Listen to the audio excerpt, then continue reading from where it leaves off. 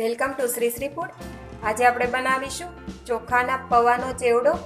આ ચોખાના પૌવાનો ચેવડો એકદમ ફટાફટ બની જાય છે। તેને માત્ર 15 મિનિટનો ટાઈમ લાગે છે બનાવતા અને તેમાં 2 ટેબલસ્પૂન તેલથી બની જાય છે। તો તેના માટે 1 કપ પૌવા લીધેલા છે, 2 ટેબલસ્પૂન ટોપરાની ચિપ્સ બનાવી લીધેલી છે આ રીતે, 2 ટેબલસ્પૂન દાળિયા, 10 નંગ કાજુ, 8 થી 10 લીમડાના પાન, 1 ટેબલસ્પૂન જીરું, 1 ટેબલસ્પૂન રાઈ, 1/4 કપ સિંગદાણા, 2 લાલ મરચાં, 1/4 ટીસ્પૂન હળદર, 1/4 ટીસ્પૂન હિંગ, સ્વાદ પ્રમાણે મીઠું, 1 ટેબલસ્પૂન દળેલી ખાંડ અને 2 ટેબલસ્પૂન તેલ।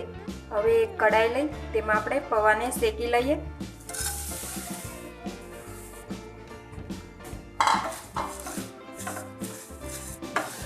અત્યારે મેં ચોખાના પૌવા નાયલોન પૌવા આવે તે લીધેલા છે, એકદમ પતલા આવે એ, અને તેને સાળીને સાફ કરીને તૈયાર કરી લીધેલા છે। તે 200 ગ્રામ લીધેલા છે। આ રીતે ચોખાના પૌવાને હલાવતા શેકીને તૈયાર કરીશું। ચોખાના પૌવાને આપણે મીડિયમ ગેસ પર શેકવાના છે। આ પૌવા આપણે બટેટા પૌવાના પૌવા લાવીએ એના કરતાં થોડા પતલા હોય છે।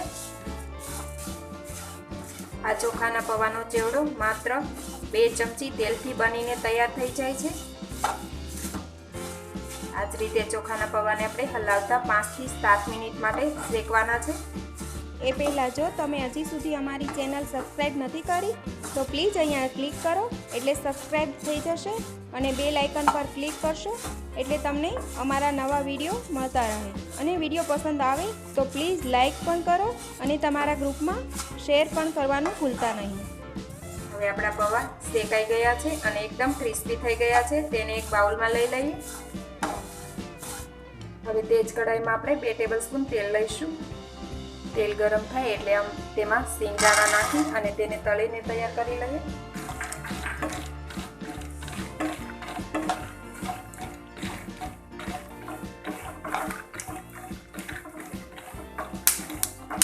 સિંગદાણાને આપણે ગોલ્ડન ક્રિસ્પી થાય ત્યાં સુધી તળીશું।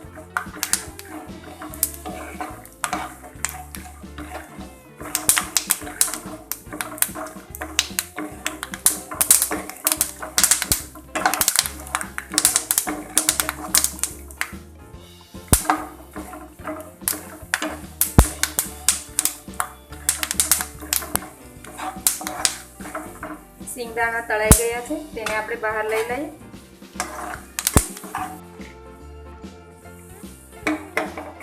હવે આપણે દાળિયા તળવા માટે નાખીશું, એની સાથે જ કાજુ પણ તળીને તૈયાર કરીશું। આ બંનેને આપણે ગોલ્ડન ક્રિસ્પી થાય ત્યાં સુધી તળી લઈશું।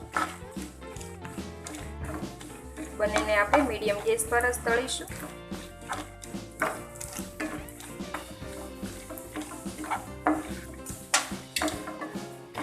કાજુ અને દાળિયા તેનો કલર થોડો બદલાઈ ગયો છે, તેને પણ બહાર લઈ લઈએ।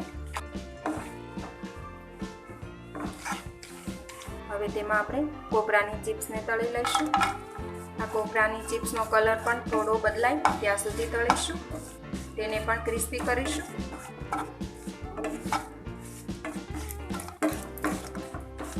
આ ચિપ્સ પણ આપણી એકદમ સરસ ક્રિસ્પી થઈ ગઈ છે, બહાર લઈ લઈએ।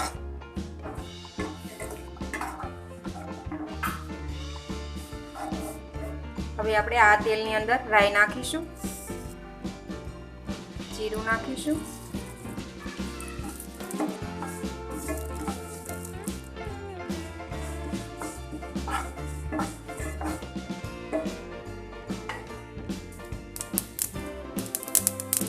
રાઈ ફૂટવા લાગે ત્યારબાદ તેમાં હિંગ નાખીશું, સૂકા મરચાં, લીમડાના પાન,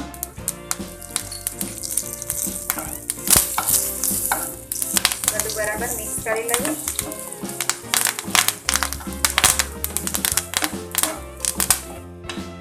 હળદર નાખીશું, સ્વાદ પ્રમાણે મીઠું નાખીશું, દળેલી ખાંડ નાખીશું,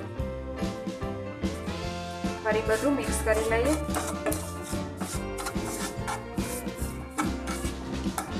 હવે તેમાં બધું તળેલું છે તે નાખી દઈએ,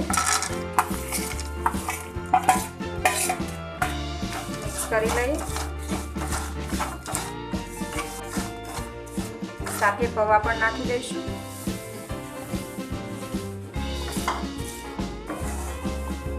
હવે બધું જ બરાબર મિક્સ કરી તૈયાર કરી લઈએ.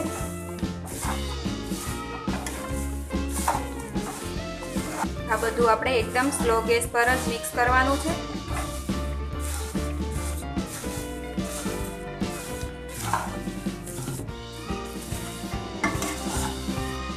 હવે આપણો ચેવડો એકદમ સરસ મિક્સ થઈ ગયો છે. તેને નીચે ઉતારી લઈએ. હવે આપણો ચેવડો તૈયાર છે. તેને એક બાઉલમાં લઈ લઈએ. તો આપણો પૌવાનો ચેવડો તૈયાર છે. તમે પણ આ રીતે પૌવાનો ચેવડો જરૂરથી બનાવજો અને તે ટેસ્ટમાં ખૂબ જ સરસ થાય છે. બાળકોને તો જરૂર પસંદ આવશે.